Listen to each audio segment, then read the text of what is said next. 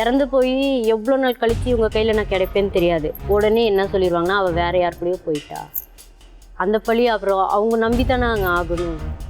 நான் அந்த மாதிரி இல்லைன்னு எல்லாத்துக்கும் தெரியும். ஆனால் அவங்க அதுதான் உண்மை அப்படின்னா நான் என்னங்க மேடம் நானாக வந்து சொல்லணும். என்னப்பா உங்கள் வீட்டில் பிரச்சனை? இது வழக்கமாக நடக்கிறத மாமியார் மருமக நாத்தனார் சண்டையா இல்லை இந்த பொண்ணை கல்யாணம் பண்ணதில் உங்கள் வீட்டில் பிரச்சனையா? அதுவுமே பிரச்சனை தான். நாத்தம் மாமியார் பிரச்சனை தான். அவ்வளோதான். அவ்வளோதான். உங்களை பார்த்து கல்யாணம் நல்லபடியாக கல்யாணம் பண்ணி வச்சுட்டாங்க. அழகாக கல்யாணம் பண்ணி வச்சாங்க. இந்த சுகன்யா எப்படி நல்லா பாசமாக இருப்பாளா உங்கள்கிட்ட? அதனால பாசமாக தான் இருக்கும். உங்கள் அம்மாட்ட ஃபஸ்ட்டு பாசமாக பேசிக்கிட்டு தான் இருந்தாங்க. அந்த சண்டைக்கு அப்புறம் தான் எதுக்கு முதல்ல சண்டை? அதுதான் எனக்கு தெரியல. எனக்கு என்ன சண்டைன்னு எனக்கு ஒன்றும் முன்னாடி தாங்க மேடம் நடக்கும்.